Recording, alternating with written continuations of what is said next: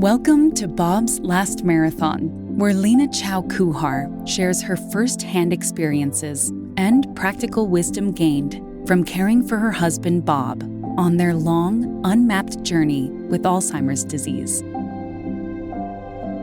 Through her own insights, as well as those of other caregivers, advocates, and experts, Lena hopes to help you meet the challenges of Alzheimer's disease and give your loved ones the best quality of life possible. We are honored to welcome Dr. Stephen E. Arnold, Professor of Neurology at Harvard Medical School and Translational Neurology Head and Managing Director of the Interdisciplinary Brain Center at Massachusetts General Hospital.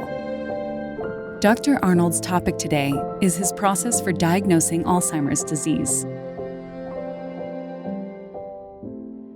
When people with memory problems suspect they have Alzheimer's disease, there are usually four main questions they have for me. Is there something wrong with me?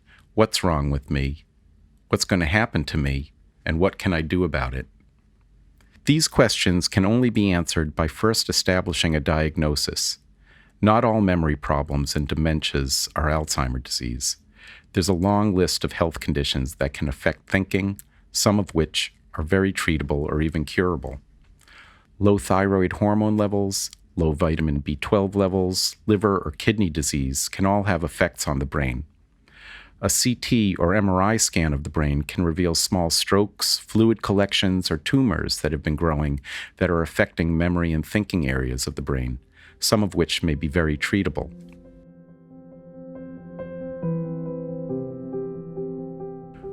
When I meet with a patient for the first time, I follow a classical medical history and physical exam approach.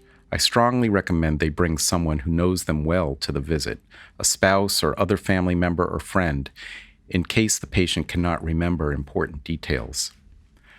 I like to get background information about a person's health history and life experiences. I want to know the signs or symptoms that made them believe their memory and thinking were off. I then look deeper.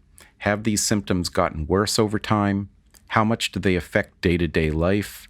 For example, is the patient independently taking care of their business affairs, housework, and self-care, or do they need help or prompting to get things done?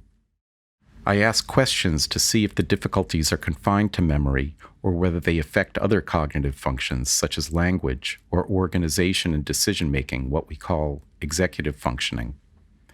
I ask about the patient's visual or spatial abilities, like navigating space outside or inside the home. Changes in personality, as well as any new physical difficulties, such as altered balance and walking, or loss of dexterity or ability to use utensils or tools, can also be indicators of thinking difficulties. I ask about changes in hearing, vision, or smell, which can be linked with cognitive difficulties. Have they had any other neurological problems like stroke, seizures, or concussions? Have there been any changes in the person's ability to control their bladder or bowels? Are there any painful conditions? You can imagine that this comprehensive evaluation takes time. I then like to learn about personal and family health history, especially if their parents, siblings, aunts, or uncles had neurological problems like Alzheimer's or Parkinson's disease. It's important to get a sense of someone's personal background, whether their childhood was healthy or difficult, how far they went in school, what kinds of work they did, and their current and past habits, especially tobacco, alcohol, or drug use. The patient's environment can provide important diagnostic clues. Have there been any toxic exposures through work or hobbies? These factors may affect the risk for developing memory problems later on in life. It's necessary to know about all medications or supplements, some of which can also affect memory and thinking.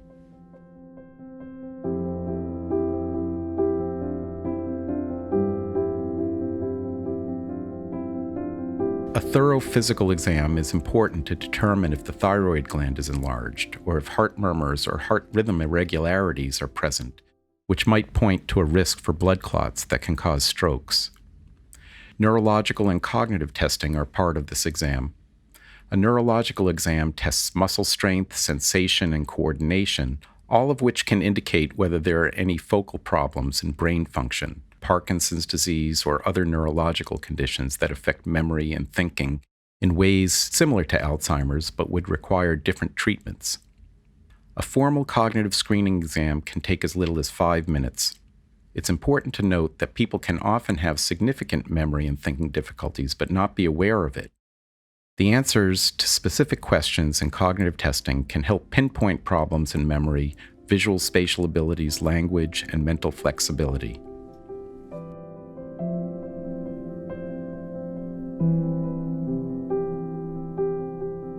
Say someone comes to me with a history of slowly worsening memory and thinking difficulties that at first were hard to distinguish from changes that normally happen in our 60s and 70s. Indeed, it's not always easy to tell. All of us slow down some as we age. We find it harder to do 2 things at once. We might have more frequent, though generally benign, short-term memory hiccups than in the past. You see someone familiar and can't quite place them, but then it comes back to you. It's common to have difficulty finding words, especially coming up with names of people or things that are just on the tip of the tongue. With very rare exception, this is all a universal part of aging. Concerns arise when there's been a noteworthy decline from the person's previous ability to think and remember. As I just mentioned, a cognitive screening test might help isolate pathological problems from normal aging. Diagnostically, if we observe a significant change, but the patient's still getting by in their day-to-day life, albeit more slowly and with greater effort, we call it mild cognitive impairment.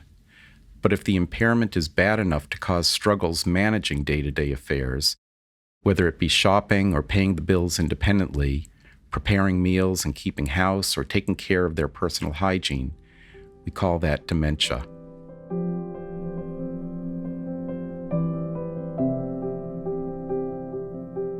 Cognitive impairment and dementia have many causes. We look especially closely for identifiable and treatable causes like other medical conditions, medicine side effects, stroke, Parkinson's, or tumors. If we find no evidence, then the most likely cause is Alzheimer's disease. But Alzheimer's is a hard disease to diagnose with certainty. The only way to be 100% sure of the diagnosis is by looking at someone's brain tissue under a microscope after they die, where we see, as Dr. Alois Alzheimer did over 100 years ago, amyloid plaques and tau tangles. These plaques and tangles are made of specific proteins that we all normally have, but in Alzheimer's disease, they get processed abnormally, crumple up in and between brain cells, and slowly accumulate over time. This accumulation is strongly associated with the death of brain cells. And as these brain cells and the connections between them degenerate, memory and thinking decline. While I say the only way we can be 100% certain of a diagnosis is by sampling brain tissue, it's important to note that over the past 10 to 15 years, there's been tremendous progress in biomarker research. Biomarkers are laboratory or imaging tests that highly correlate with disease pathology in the brain. So we now have MRI measures that can show patterns of brain degeneration, or PET scans that can reveal the amount of amyloid or tau in the brain. Spinal fluid samples allow us to measure levels of amyloid and tau proteins, as well as many other proteins that reflect disease and degeneration in the brain. With these biomarkers, we can now predict with more than 95% certainty whether the cognitive difficulties are indeed caused by Alzheimer's disease. Other very exciting research is now showing promise with ultrasensitive lab tests that detect amyloid and tau proteins that leak out into the bloodstream. These protein levels in blood are very low, but may be enough to determine if there is Alzheimer's disease in the brain with a reasonable degree of confidence.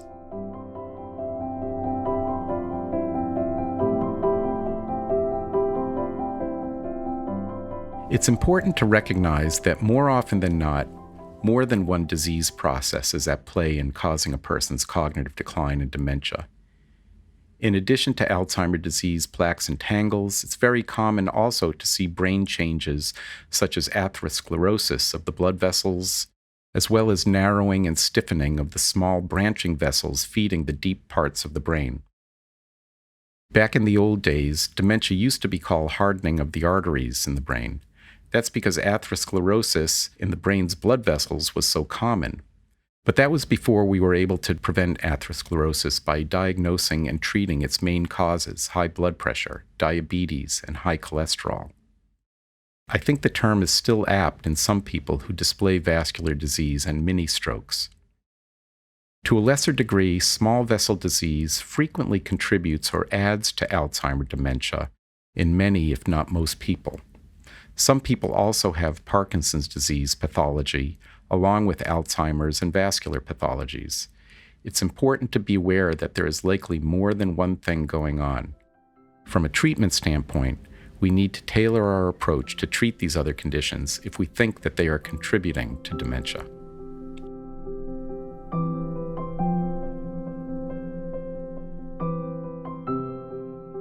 When people ask me about my diagnostic approach to the typical patient with Alzheimer's disease, I say I'm still waiting to meet a typical patient.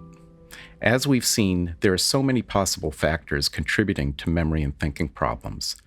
For this reason, all of the steps in my evaluation I discussed today are critical to coming up with the diagnosis and recommendations that are right for any individual's treatment and care.